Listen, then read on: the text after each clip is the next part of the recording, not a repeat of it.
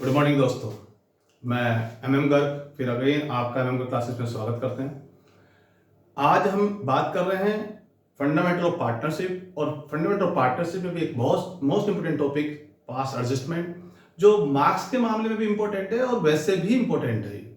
पास adjustment basically होता क्या है दोस्तों, हमने 11th क्लास में एक चैप्टर पढ़ा था रेक्टिफिकेशन ऑफ एरर्स। और रेक्टिफिकेशन ऑफ एरर्स क्या था? रेक्टिफिकेशन एरर्स का मतलब था मेरे दोस्तों कि जहां फर्म के बीच में गलतियां होती थी उन गलतियों को सुधारते थे। किसी की एंट्री हमने डेबिट डबल कर दी है, रोंग अमाउंट दे दिया है, एरर्स ऑफ ओमिशन था, एरर्स ऑफ कमीशन था, कंपेंसेटिंग एरर्स थी, हमने पढ़ी थी। उन गलतियों को हम सुधारते थे, या तो बिफोर द ट्रायल बैलेंस या आफ्टर ट्रायल बैलेंस, वो सब हम कर चुके हैं। लेकिन अब क्या है, अब रेक्टिफिकेशन तो है यार, रेक्टिफिकेशन ऑफ एरर्स है, बट बिटवीन द फर्म ना होके बिटवीन द पार्टनर्स है। हमने रेक्टिफिकेशन फर्म पढ़ी थी और हम रेक्टिफिकेशन पार्टनर्स पढ़ रहे हैं, मतलब पार्टनर्स के बीच में गलतियां हो रही हैं। पार्टनर्स के बीच में जो गलती हो रही है कि पार्टनर्स को क्या मिलना चाहिए थे और क्या मिल चुका, कुछ कहीं ना कहीं हमारे अकाउंट्स डिपार्टमेंट ने पार्टनर्स के प्रॉफिट को डिस्ट्रीब्यूशन करने में गलती कर दी।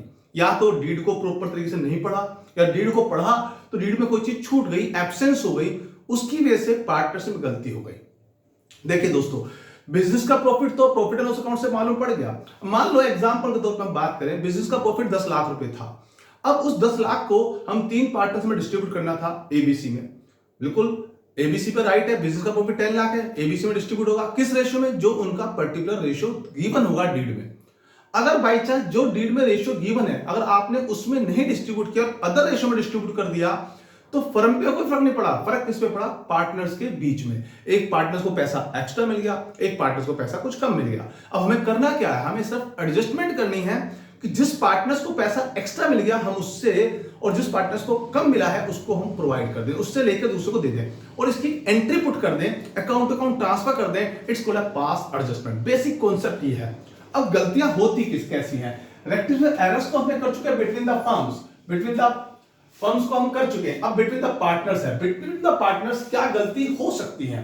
देखिए दोस्तों, गलती हो सकती है कि हमारा इंटरेस्ट ऑन कैपिटल हम लेना भूल गए हो, या ओमिशन हो गया हो, या रेट था 6% ले लिया 7% ले लिया, लेना था 5% ले लिया 10%, मतलब कहीं ना कहीं इंटरेस्ट में गलती होगी हो, रेट ऑफ इंटरेस्ट में, या इंटरेस्ट ऑन ड्रॉइंग में गलती होगी हो, इंटरेस्ट ऑन ड्रॉइंग चार्ज ना करा हो बट उसका रेट गलत चार्ज कर लिया हो, या सैलरी और कमीशन देना भूल गए, दी हो या नहीं दी हो, कम दी हो, या फिर हम आपस का अपना profit and loss sharing ratio ही गलत तरीके से डिस्ट्रीब्यूट कर लिया। ये पार्टनर्स के बीच में गलतियां हो सकती हैं। अब हमारा पर्पस क्या है? क्योंकि इसमें फर्म का कोई रोल नहीं है, फर्म ने तो अपना जो प्रॉफिट था उस प्रॉफिट को बांट देना है, वो फर्म का नेट प्रॉफिट निकल चुका है। अब गलतियां सब पार्टनर्स के बीच में है, तो हमें एक एडजस्टमेंट करनी है कि जिस पार्टनर के पास एक्स्ट्रा है उससे ले ले और जिसको कम है उसको दे दे। That's called a past adjustment. तो बेसिक सिस्टम क्या है दोस्त, मैं आपको बताता हूं बहुत सिंपल भाषा में। हमें निकालना चाहिए क्या मिल चुका। मैंने इसको बड़ा हिंदी में लिखा है आपको समझाने के लिए, सिंपल भाषा में, हैव बीन मेड, मतलब जो गलती से मिला है, जो भी पार्टनर्स को गलती से मिला है, इट्स अ रॉन्ग अमाउंट, वो रॉन्ग अमाउंट है क्योंकि आपने गलती से लिया है। हैव बीन मेड पहले निकालना है, और क्या मिलना चाहिए, शुड बी मेड, मतलब क्या चीज उसको पॉजिटिव मिलनी चाहिए, जो मिलनी चाहिए उसको निकालना है। तो दो वैल्यूज आपको निकालनी है, क्या मिल चुका और क्या मिलना चाहिए, उसके बीच की एक एडजस्टमेंट एंट्री आपको थ्रो आउट करनी है। क्या सिस्टम है? बहुत इजी सिस्टम है। देखिए क्वेश्चन जो कहता है, एग्जामिनर जो कहता है पास सिंगल पास एडजस्टमेंट एंट्री, एक एंट्री मांगता है। इट मींस आपका जो फेयर का पार्ट है, वो फेयर का पार्ट ये है, आपको जर्नल बनाना है और जर्नल में एक एंट्री डालनी है। तो आपको प्रॉपरली सबसे पहले जब आपके पास क्वेश्चन आएगा करने के लिए, तो आपको करना क्या होगा, सबसे ऊपर एक जर्नल का छोटा सा फॉर्मेट जिसमें आप एक सिंगल एंट्री लिख सकते हैं, वो आपको डाल के छोड़ना होगा। करेंगे आप प्रॉपर फॉर्मेट में ही, डेट, पर्टिकुलर्स, वो जो आपका फॉर्मेट होता है 11th क्लास में आपने पढ़ा होगा, ledger folio, debit amount and credit amount, वो सब आप डाल देंगे। अब उसके बाद क्वेश्चन के बेस पे आप देखेंगे कि क्या कह रहा है, क्या होना चाहिए, उसका तरीका क्या है। वर्किंग नोट में जाएंगे, जैसे मैंने आज आपके लिए टीएस देवाल का क्वेश्चन नंबर 55 लिया, पहले एक बेस लिया है, मैं हर एक पॉइंट्स पाऊंगा। सबसे पहले एक पॉइंट ले रहे हैं कि हमने प्रॉफिट में गलती कर दी। क्वेश्चन नंबर 55 कहता है कि हमारे 3 पार्टनर्स हैं, रिया, मोना और निशा, और तीनों का जो रेशियो था वो 3:2:1 का था, और 3 सालों से हमारा जो प्रॉफिट है उसको हमने गलती से इक्वली बांट लिया। मतलब 3 साल हो गए हैं और 3 साल के बाद हमें मालूम पड़ रहा है कि गलती हुई है और 3 साल से प्रॉफिट को हम इक्वली बांटते आ रहे हैं, जबकि हमारा प्रॉफिट बंटना चाहिए था 3:2:1 में। तो यहां गलती क्या हुई है? फर्म की कोई गलती नहीं है, ये पार्टनर्स के बीच में गलती हुई है। तो हमें क्या करना है? सबसे पहले टोटल एडजस्टमेंट अमाउंट निकालना है, किसकी हमें एडजस्टमेंट करनी है।